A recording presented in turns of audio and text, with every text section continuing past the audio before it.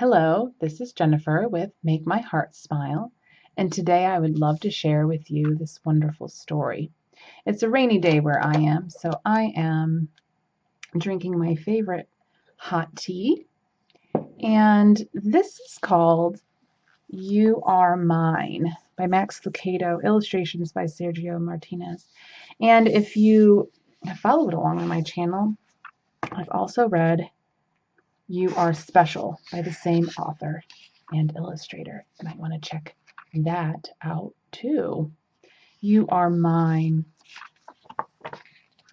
follows the story of Punchinello in Wemmickville. Punchinello lived in Wemmicksville, just like other Wemmicks. He was made of wood, and just like the other Wemmicks, he was carved by Eli, the Wemmick maker. And just like the other Wemmicks, he sometimes did silly things, like the time he began collecting boxes and balls. Things started getting crazy when a Wemmick named Tuck bought a new box. Others had boxes, but Tuck's was a new box. Tuck loved his new box. He thought it was the best box in the village. It was brightly colored, and he was proud of it. Too proud, perhaps. He strutted up and down the street showing off his box. "Have you seen my new box?" he would ask the Wemmicks he passed down the street. "Would you like to touch my new box?" Tuck marched right up to Punchinello. "Don't you wish you had a new box?" he teased. Punchinello thought Tuck's box was beautiful, and he began to wish for a box of his own. Tuck kept showing off his box, thinking he was better than the other Wemmicks just because he had a new box. Well, Nip, another Wemmick, disagreed. "My box is just as good as Tuck's," he said, as he showed off his box to Wemmicks on the other side of the street. Nip's box was not new, but it was a bit bigger, and a bit brighter, and a bit more than Tuck could take. Tuck got very quiet and gave Nip a mad look, and then he had an idea. He stepped into a store and bought a ball. Now he had more things than Nip. He had a box and a ball. Nip frowned at Tuck's ball. Nip could do better than that. He bought 2 balls. With a smile on his face, 2 balls, and a box in his hands, he marched over to Tuck and smirked.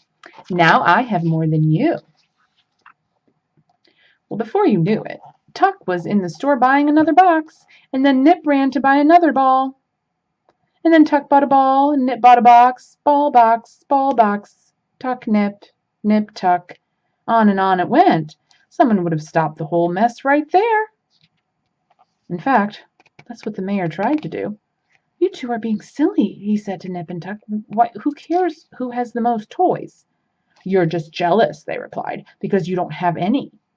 "Jealous? Of you? Ha!" But within a few moments the mayor was in the store buying an armful of boxes and balls. Well, other Wemmicks began to join in. The butcher, the baker, the cabinet maker, the doctor from up the street, and the dentist from down the street, and before long every Wemmick wanted to be the one with the most balls and boxes.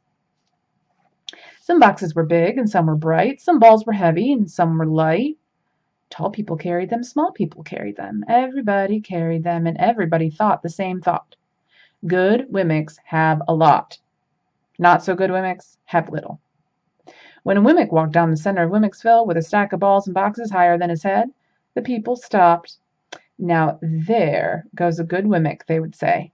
But when a Wemmick passed by with only 1 ball or 1 box, the others would shake their heads and think, "Poor Wemmick, poor Wemmick." Of course, Punchinello didn't want to be called a poor Wemmick, so he decided to get as many boxes and balls as he could.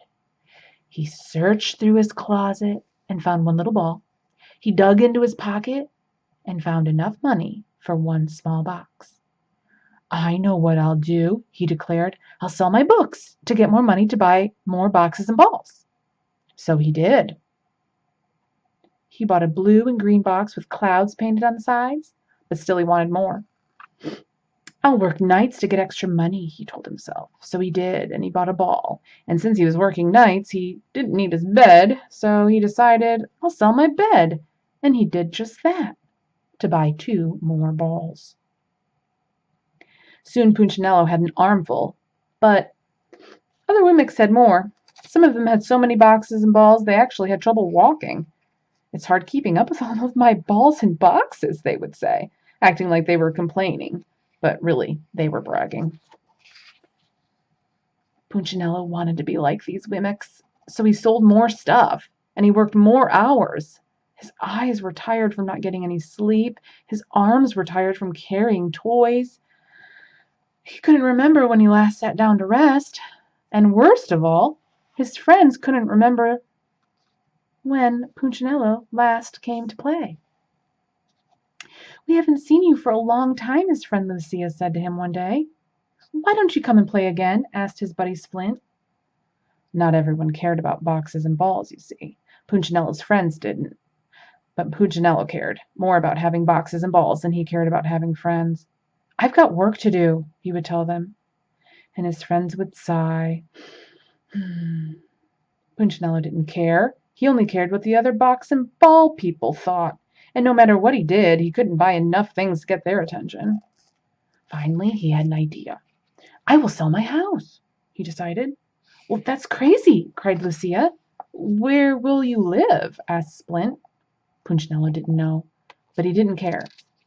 All he could think about was the boxes and balls he would have with all that money. So he sold his house. He bought boxes and boxes and boxes and balls and more balls. He carried so many toys he couldn't see where he was going. His stack went way above his head. But he didn't mind. So what if his arms ached? So what if he kept walking into walls? So what if he had no friends? He had boxes and balls, and when he passed Wemmicks, they would turn and say, "Wow, he must be a good Wemmick." Punchinello heard them. He couldn't see them, but he heard them. And he felt good. "I am a good Wemmick," he thought. But then somebody changed the rules. It was the mayor's wife. She was very proud of her boxes and balls. She not only had a lot of them, but she also had special kinds of them. She bought them at the fanciest stores with funny names and left the names on the boxes so everyone could see that. She wanted to be the best Wemmick. One day she had an idea. "Not only will I have the most, but I will go the highest." So she climbed on top of one of her boxes and shouted, "Look at me, everybody!" Immediately, all of the box and ball people tried to outdo her. One climbed on a fountain, another one on a balcony, and then another one onto a roof. But it was the mayor who spotted the mountain. You see, behind the village of the Wemmicks was Wemmick's Peak. "I'm going to the top of the mountain," he shouted, hoping to get there first. The race was on to see which Wemmick would have the most and climb the highest. Wemmicks loaded with boxes and balls began running up the mountain. It was a crazy, crazy race. Since the wooden people couldn't see where they were going, they bumped into each other. And since they were exhausted, they fell over their own feet. And since the trail was narrow, some fell down the side of it. But they kept going. Bringing up the rear was Punchinello. He was having a hard climb, harder than the rest. After all, he'd only been a good Wemmick for a short time. He wasn't used to carrying so many boxes and balls, but he was determined. He kept putting one little wooden foot ahead of the other. But since he couldn't see, he didn't know he was on the other side of the trail. And since he couldn't see, he didn't know that he had left the trail. All he knew was that, all of a sudden, he was all alone. "I must be ahead of everyone else," he thought to himself, and so he kept climbing up and up and up. "I must be very near the top. I am such a good Wemmick. I will be the highest with the most."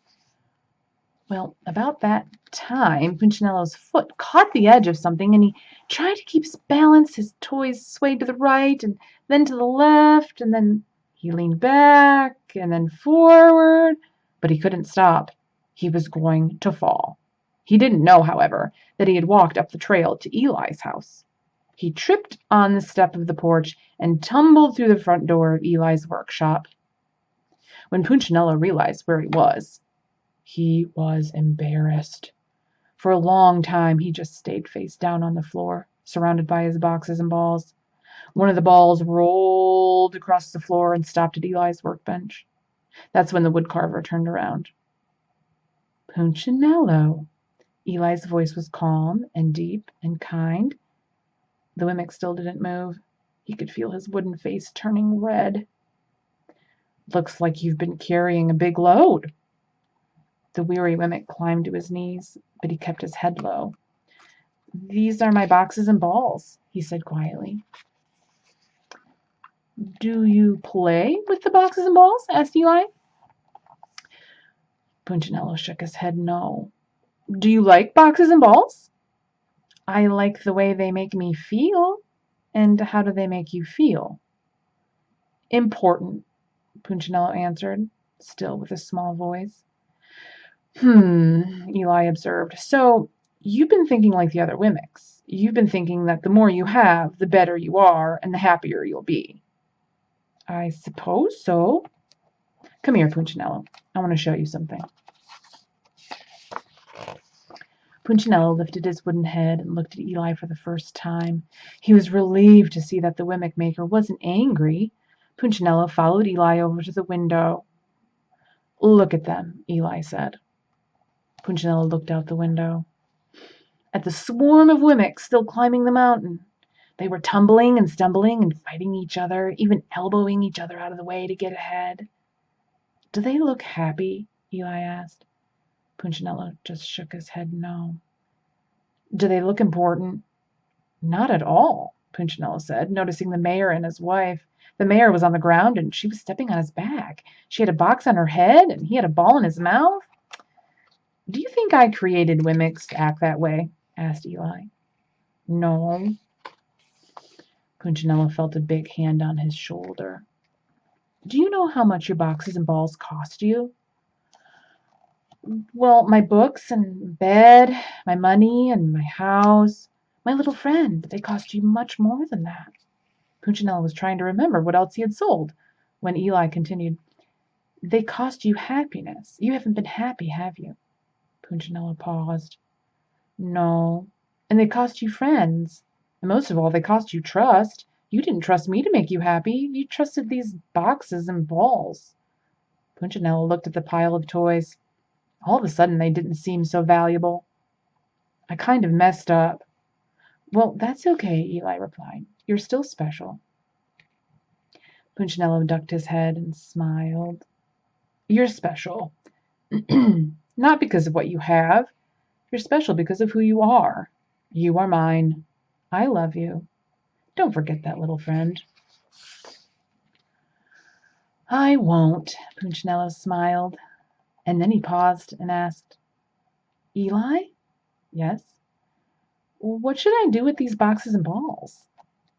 Perhaps you should give them to someone who really needs them. Punchinello turned to leave, but stopped again. Eli? Yes? I don't have a place to sleep. Eli smiled and offered, Would you like to sleep here tonight? I sure would. I'm very tired. And so that night Punchinello slept on a bed of wood shavings.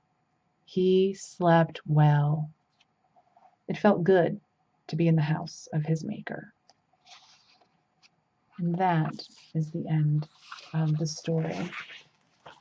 You Are Mine. If you enjoyed this, hit the like button. Subscribe to follow along to see more. Check out my other stories. Thanks for watching. See you next time.